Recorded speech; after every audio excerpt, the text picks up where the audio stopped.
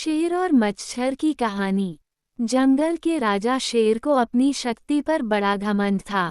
वह स्वयं को सबसे शक्तिमान समझता था, इसलिए जंगल के हर जानवरों पर अपनी धौंस जमाता रहता था।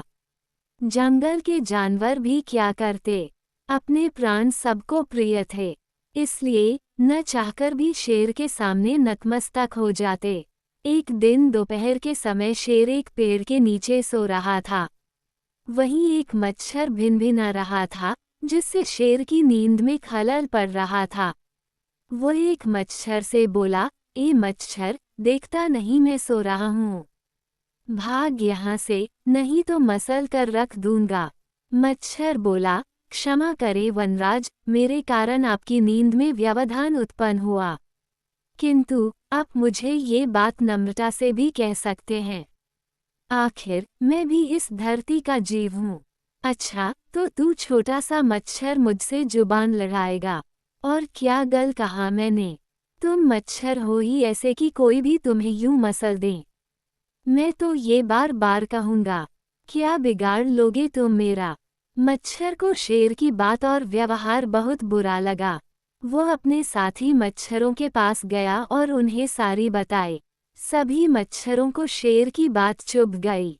उन्होंने तय किया कि इस संबंध में एक बार सब मिलकर शेर से बात करेंगे। सभी मच्छर शेर के पास पहुंचे और बोले, वनराज, हमें आपसे बात करनी है। जल्दी बोलो, मुझे तुम जैसों से बात करने की फुर्सत नहीं है। शेर बोला, वनराज, आप होंगे बहुत शक्तिशाली, किंतु इसका अर्थ ये कतई नहीं है कि आप अन्य जीवों और प्राणियों का मजाक उड़ाएं या उन्हें नीचा दिखाएं। मच्छर बोले, मैंने जो कहा सच कहा। मैं सबसे शक्तिशाली हूँ और मुझे कोई हरा नहीं सकता। घमंड में चूर शेर गरजा, ऐसा नहीं है। अगर आप शक्तिशाली हैं तो हम में भी इतना सामर्थ्य है कि आवश्यकता पड़ने पर हम किसी का भी सामना कर सकते हैं और उसे हरा सकते हैं। हम आपको भी हरा सकते हैं। मच्छर भी चुप न रहे।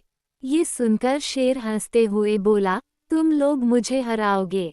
तुम लोगों की इतनी हिम्मत कि मेरे सामने आकर ये बात कहो।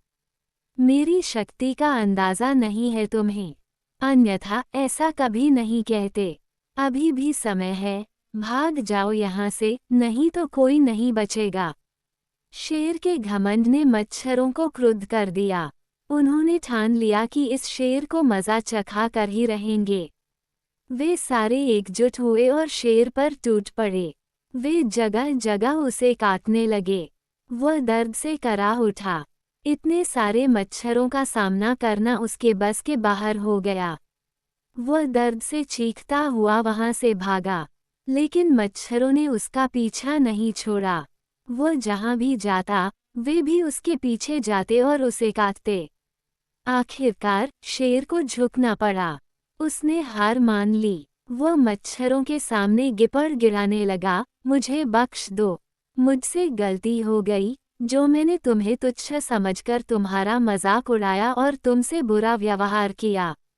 आज तुमने मेरा घमंड तोड़ दिया है। अब मैं कभी किसी को नीचा नहीं दिखाऊंगा। मच्छरों ने शेर को सबक सिखा दिया था, इसलिए उन्होंने उसे काटना बंद कर दिया। वे बोले, घमंडी का घमंड कभी न कभी अवश्य टूटता है। आज तुम्हारा टूटा है। घमंड करना छोड़ दो, अन्यथा एक दिन ये तुम्हें ले डूबेगा। और कभी किसी प्राणी को नीचा मत समझो, हर किसी का अपना सामर्थ्य और शक्ति होती है। शेर तौबा करते हुए वहां से भाग गया। शिक्षा, घमंडी का सिर नीचा।